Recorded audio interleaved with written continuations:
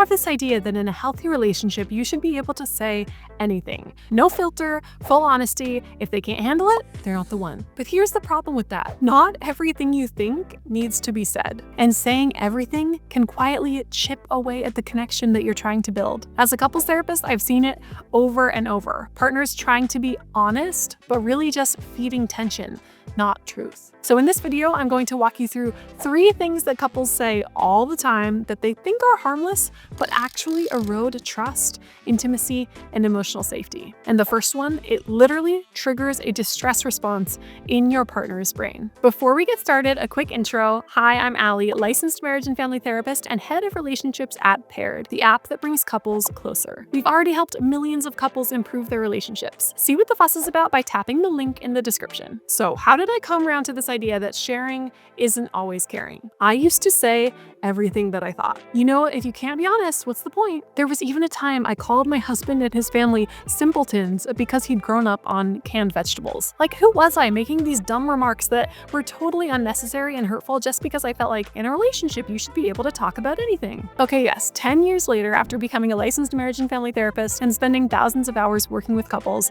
I've learned time and time again how much of a fallacy that is. But back in the day, I was starting fights left and right over the stupidest stuff. Even today, I was texting my husband about something and I knew he was ticked and I knew why he was ticked, and I still had the strongest urge to just poke the bear, just to get my little comment in there to prove I knew why he was upset. But hallelujah, I did not do that. I took a little breath, reined in my snarkiness, and the text convo actually ended 10 times better than where it had started. All because of a little self-control. Our partners, the people we love the most, should be getting our best. They should be getting the thoughtful, measured response that invites closeness and support. They should be getting the honesty without the cruelty. Of all people, we should spare them the nitpicky, silly comments that in 5 years will prove themselves to be utterly unimportant. Let's save our relationship the damage and stop telling our partners everything that we think. To make this easier to grasp, here are 3 clear things you need to stop telling your partner. First, every sexy dream you have about someone else. A woman once came to me so upset because she said she'd caused this huge rift in her relationship and she didn't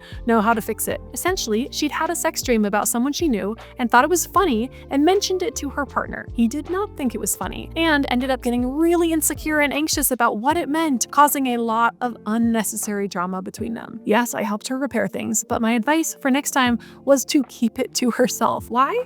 Because dreams are dreams. They are not reality. They are not an indication of your secret desires. You may have a sexy dream about a movie star or a random person you've never seen before or a best friend, and none of those things hold weight in the real world. If your partner is the type to feel jealous or insecure or betrayed by this, you don't need to mention it. That's not hiding from them, and that's not infidelity. That's just knowing when random information that, again, doesn't even matter 5 minutes from now can be kept in your brain and then deleted before saying it out loud and causing a distress response in your partner. Okay, the second thing you need to stop telling your partner is when you don't like an item of their clothing. Truth be told, my husband thinks I have a weird style.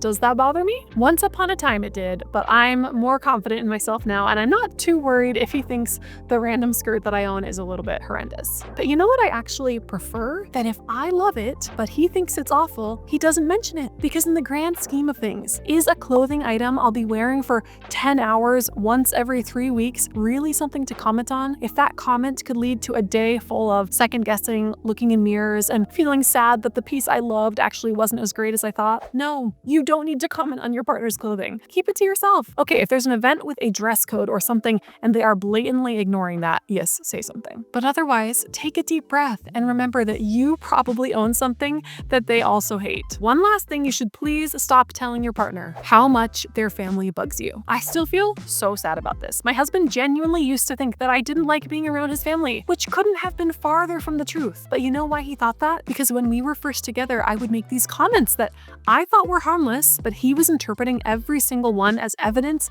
that I was uncomfortable around them. So then he felt like even though he loved them so much, he had to somehow protect me and them from each other. I'm so glad that we cleared that up earlier on. But guess what? Even if your partner has a tough relationship with their family, your commenting your abundant agreement isn't going to help them feel better. Because the truth is, it's their family. It's the people that they came from, and it's a part of their story. Especially if they have a good relationship with their family and there are just some little things that annoy you or you think are silly. Drop it. Your opinion isn't worth creating a rift between them. Now, I'm not talking about when the family is causing issues in your relationship. I'm talking about when you see them every now and then and have and are still able to be totally successful in your personal relationship with each other. Then harping on the family dynamics that bug you isn't going to serve your relationship at all. And honestly, if you keep doing it, your partner probably isn't going to be able to enjoy their time with their family anymore because they'll be so worried about if you're having a good time or not. There are so many things we'd probably be better off keeping to ourselves. But here is the truth. Emotional safety isn't built by saying everything that you think. It's built by knowing what to say, when to say it, and how to say it with care. Honesty without compassion, that's just criticism. Honesty without timing, that's just a trigger. Honesty without purpose, that's just noise. So the next time you're tempted to share something, just to be honest, pause and ask yourself, is this kind? Is this useful? Is this about connection or control? Because being in love isn't a license to unload. It's a commitment to communicate with intention. Let's give our partners the best of our thoughts, not just the first ones that come to mind. All right, that's my little soapbox for today. Now I want to hear from you. What's something you wish your partner would keep to themselves, or something you've decided not to say that actually helped your relationship? Drop it in the comments. I read every single one. Also, we're trying out a few new formats here on this channel, so tell me if this kind of breakdown was helpful. And if you want more real talk, no fluff relationship advice each week, make sure to like, subscribe, and tap that little bell so you never miss a video. See you soon, and hopefully not in the middle of a snarky text to your partner.